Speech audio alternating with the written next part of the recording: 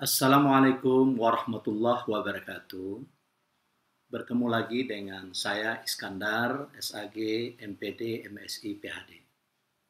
Kali ini kita akan melanjutkan pembahasan secara tuntas bagaimana menghadirkan sebuah proposal penelitian dan laporan penelitian yang bisa diterima sebagai skripsi, tesis, atau disertasi. Kali ini saya akan membahas secara detail bagaimana cara mudah membuat bab 1 skripsi, tesis, dan disertasi. Diawali dengan pernyataan dan pertanyaan. Membuat skripsi, tesis, dan disertasi itu mudah atau sulit?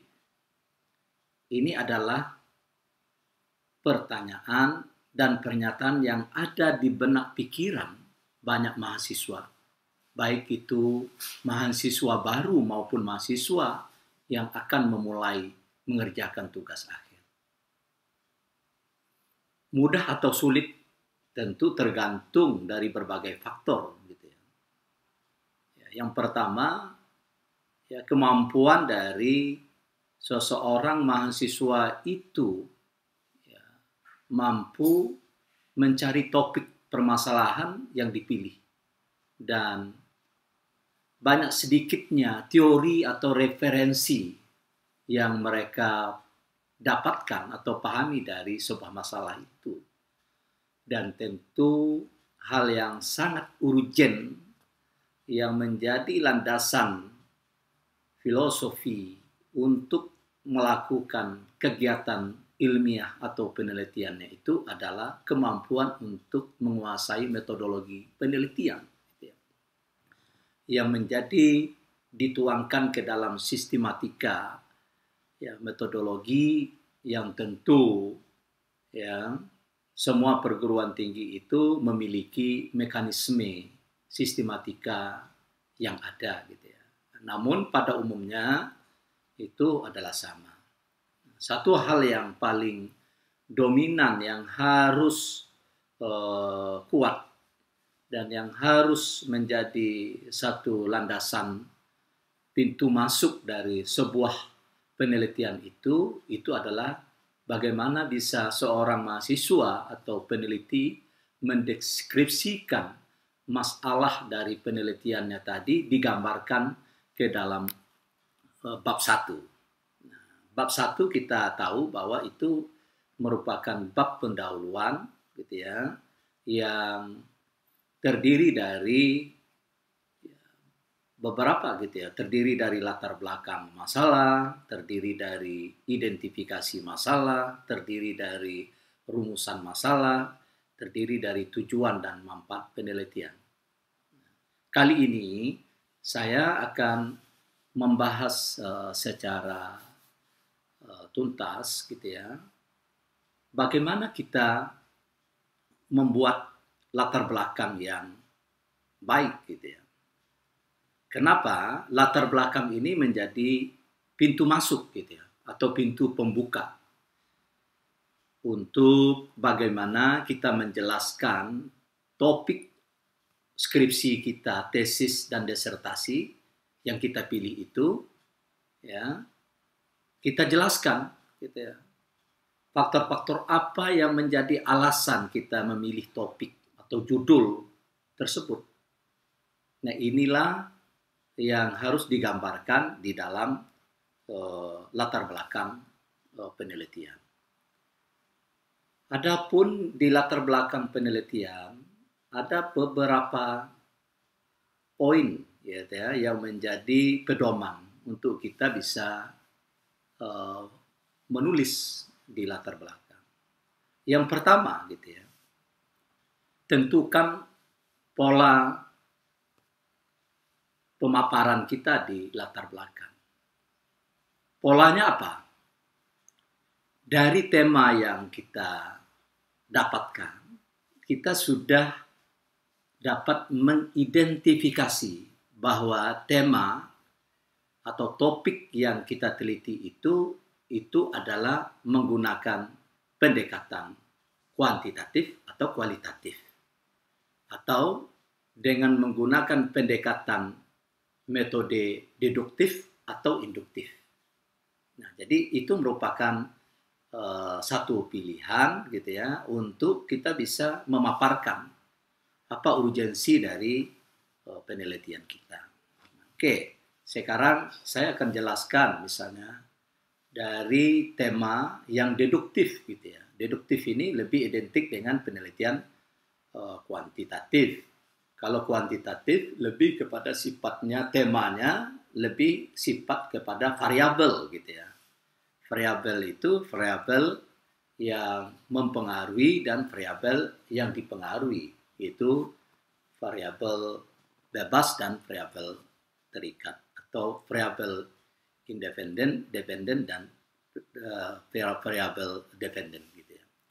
Jadi kalau pendekatan deduktif itu adalah kita menceritakan permasalahan dimulai dari yang bersifat umum yang dideskripsikan menjadi khusus,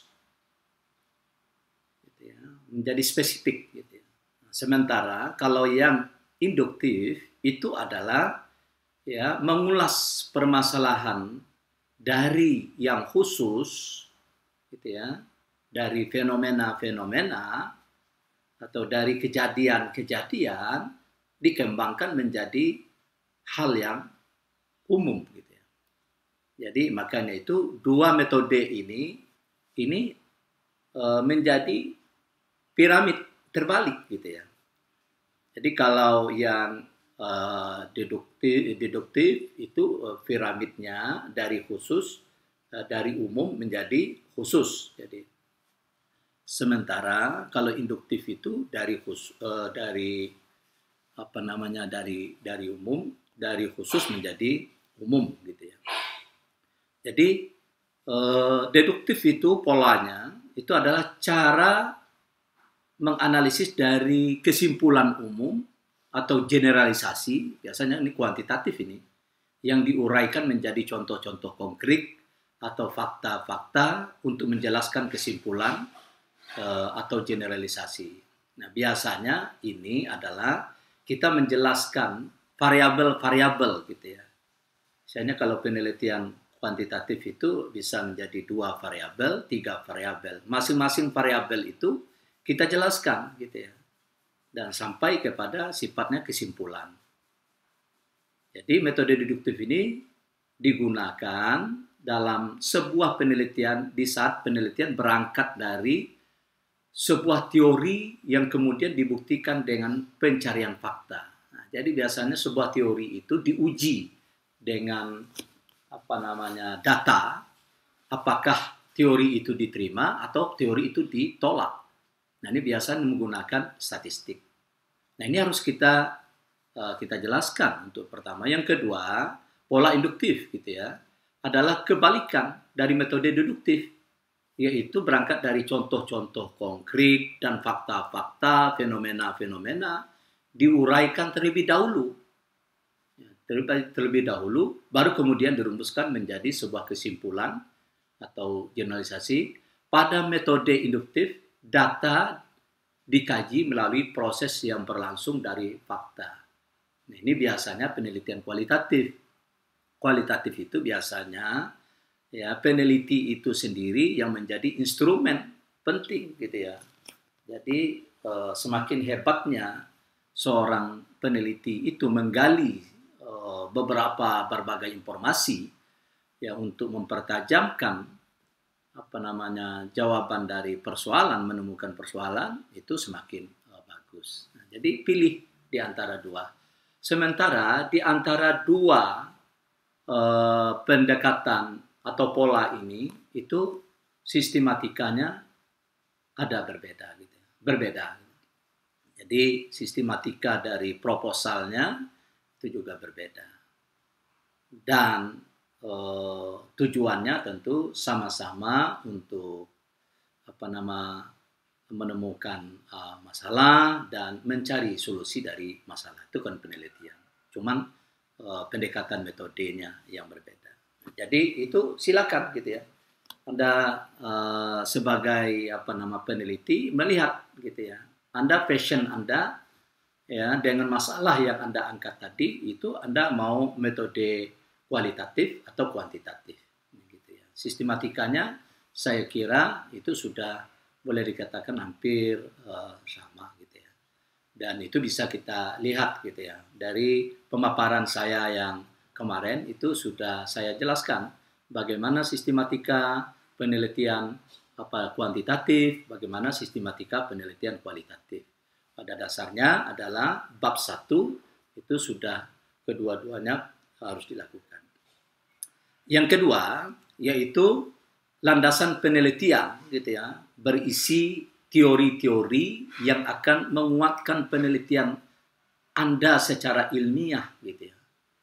Jadi di sini di latar belakang itu menjadi kekuatan kita. Yang pertama kita melihat landasan faktual atau fenomena sosial gitu ya.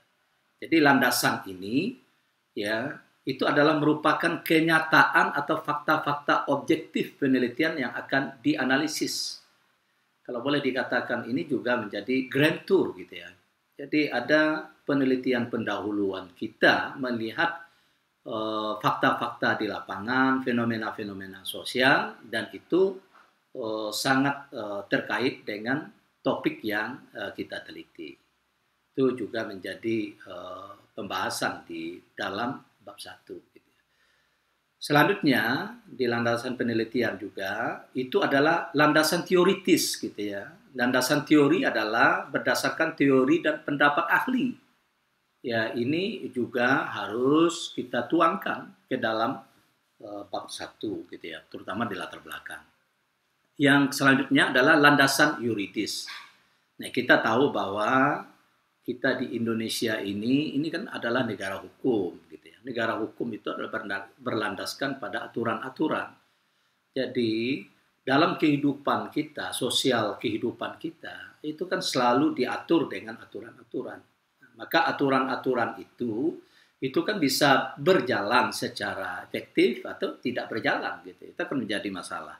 Itu juga menjadi landasan di latar belakang gitu ya. Sesuai dengan relevansi dengan tema penelitian kita. Nah, itu selanjutnya yang ketiga gitu adalah itu harus kita temukan gitu ya, harus kita kemukakan das Sein ya dan das Sollen. Itu adalah kenyataan berbeda dengan harapan. Jadi kita harus menggali itu, memaparkan itu yang terkait dengan topik yang kita teliti. Jadi apa yang diamati di lapangan tidak sesuai dengan kenyataan gitu ya. Atau apa teori tidak sesuai dengan praktek.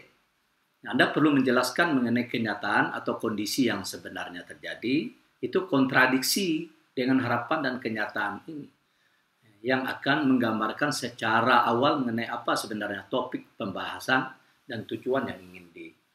Jadi banyak gitu ya, teori-teori dan prakteknya itu tidak sesuai dengan apa. Selanjutnya juga di latar belakang tentu kita harus memaparkan gitu pentingnya penelitian kita gitu. Jadi kita menunjukkan arti pentingnya penelitian kita jelaskan apa dampak dari hasil penelitian yang kita lakukan di kita gitu ya. Selanjutnya juga kita akan menunjukkan yaitu solusi yang kita ajukan dari penelitian kita. Jadi itu di latar belakang dan selanjutnya tentu kalau yang secara umumnya adalah bisa kalau ke kuantitatif kita masuk ke bagian berikutnya. Bagian yang kedua itu adalah identifikasi masalah. Kalau penelitian kualitatif kita bisa masuk kepada fokus penelitian. Yang kedua, dalam pendahuluan itu yang paling urgennya itu adalah kita menuangkan ke dalam rumusan masalah gitu ya.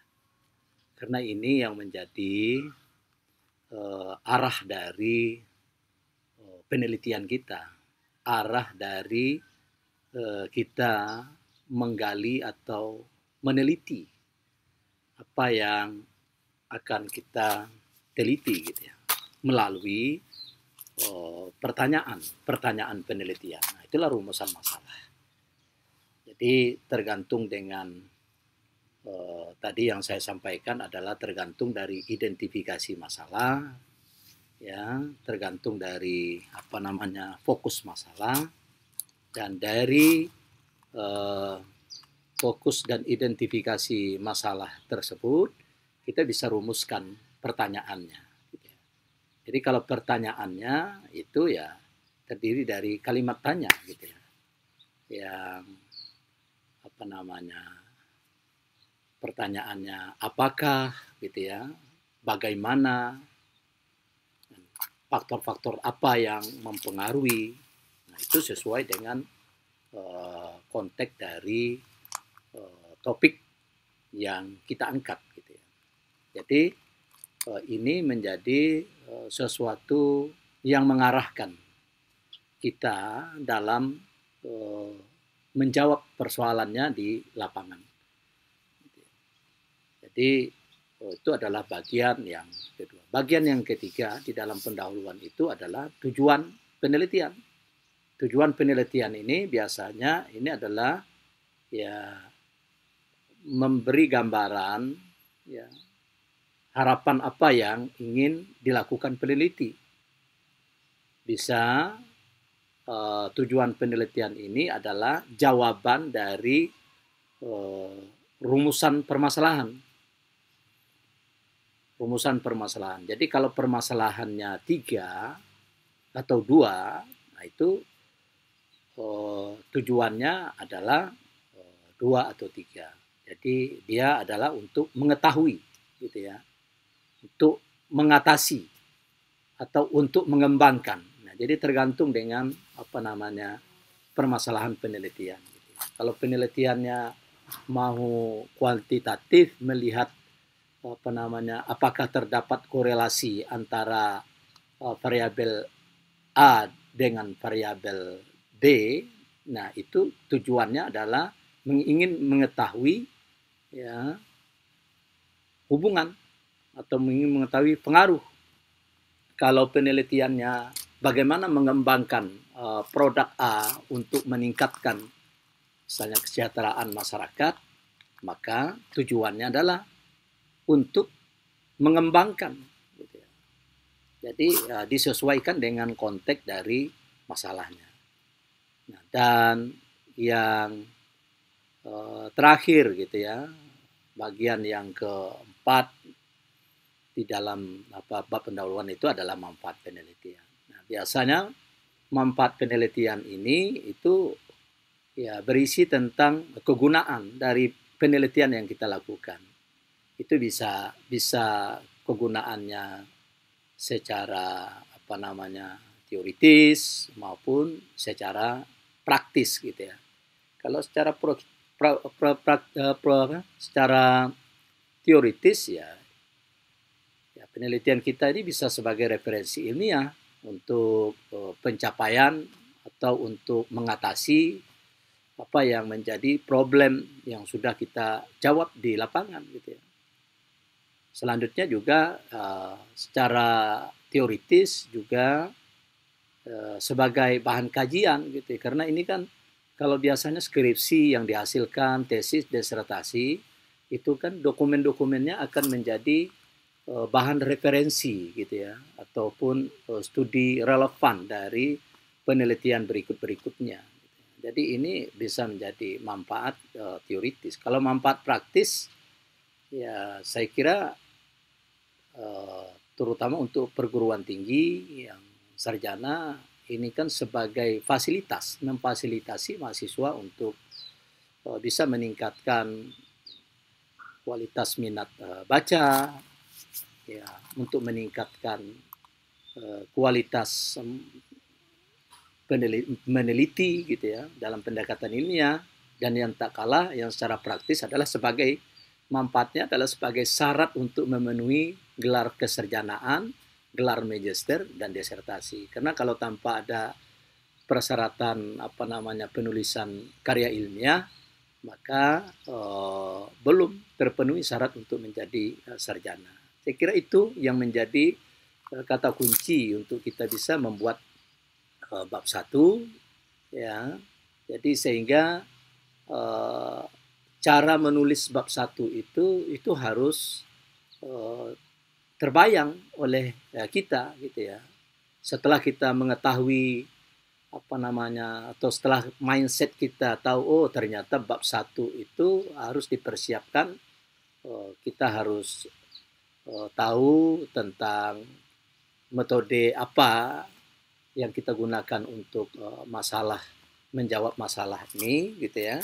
Sudah itu pendekatan ya bahan kajiannya ya ada yang bersifat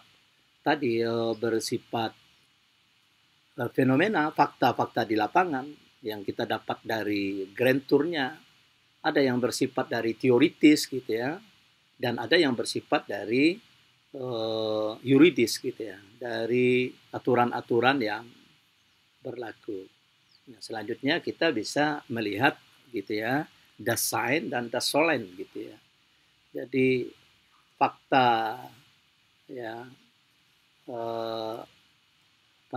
fakta dan kenyataannya itu berbeda gitu ya. Dan selanjutnya juga kita tentu memaparkan bagaimana solusi dari penelitian kita. Jadi saya kira itu ya untuk pertemuan kita kali ini, membahas tentang bagaimana membuat pendahuluan yang baik gitu ya. Dan sekali lagi kita ketemu nanti untuk mengupas bagian lainnya yang ada di dalam membuat skripsi, tesis, disertasi. Jangan lupa like, ya, subscribe, dan share video ini untuk kemanfaatan teman-teman yang lain. Terima kasih. Wassalamualaikum warahmatullahi wabarakatuh.